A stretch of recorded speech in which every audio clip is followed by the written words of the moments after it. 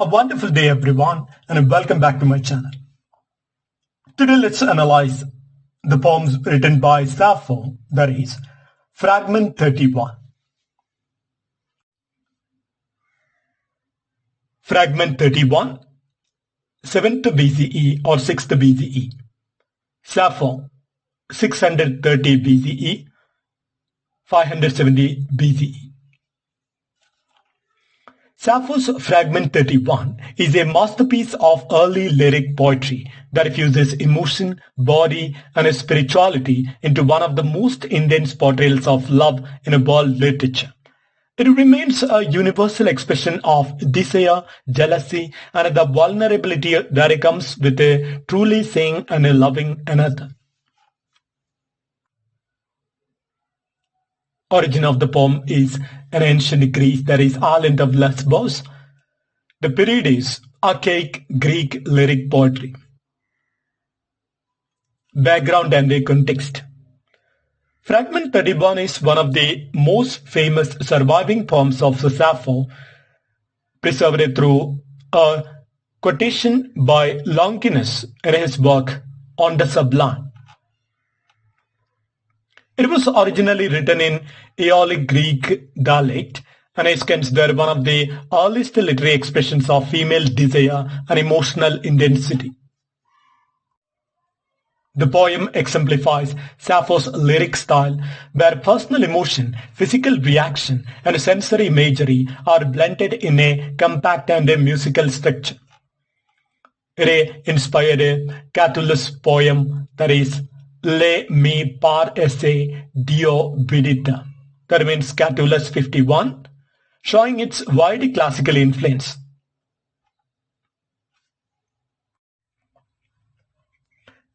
The translated summary or full text.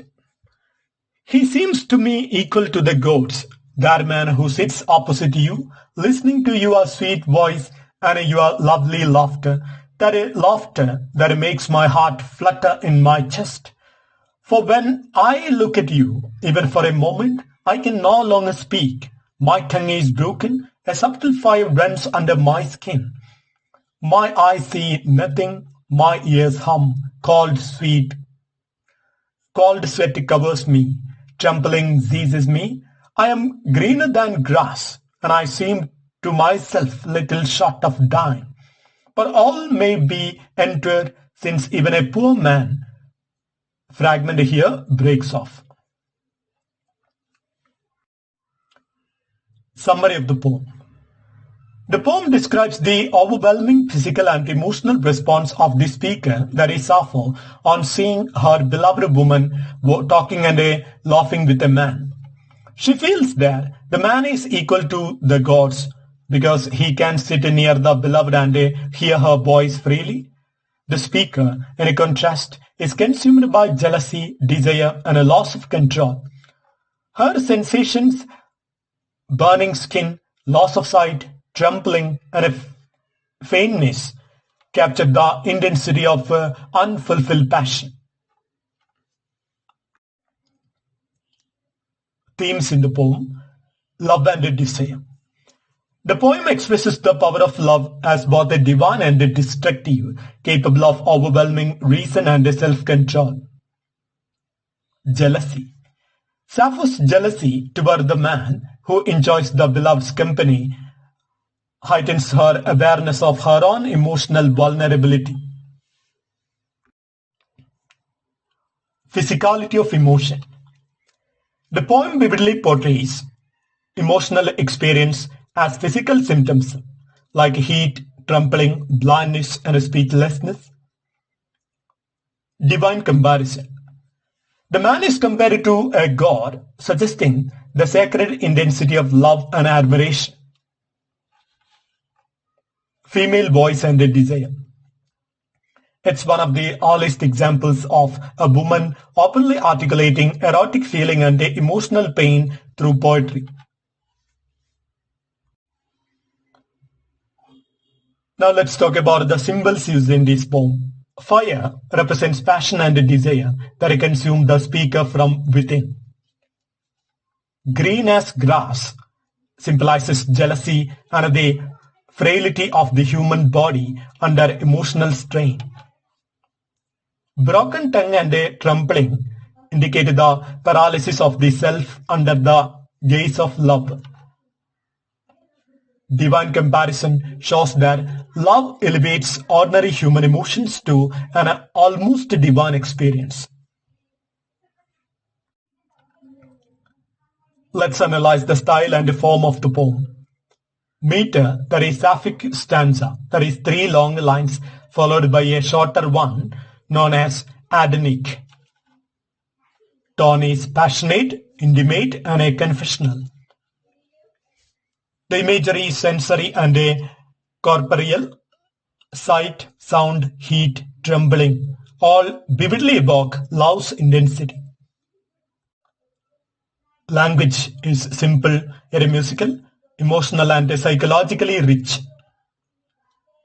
Perspective is first-person female voice, rare in ancient Greek poetry dominated by male perspectives.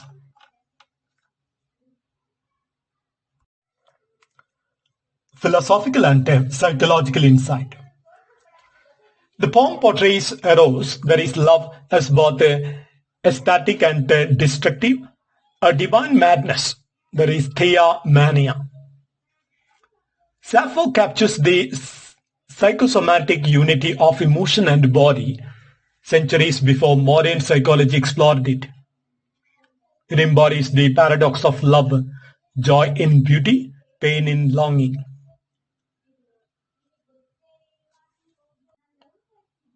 Influence and legacy. Inspired Roman poet Catullus, that is Catullus 51, who captured it into Latin. Revered by Romantic and Modernist poets for its psychological realism and emotional honesty. Cited by feminist critics as a foundational text of female lyricism and erotic subjectivity. Remains central to studies of Greek lyric poetry, gender studies, and queer literature. Let's analyze the contemporary relevance of the poem. Continues to resonate in discussions of love, longing, and identity. Its portrayal of same-sex affection and emotional vulnerability challenges patriarchal literary norms. Modern readers value it for its timeless emotional truth and a psychological depth transcending culture and era.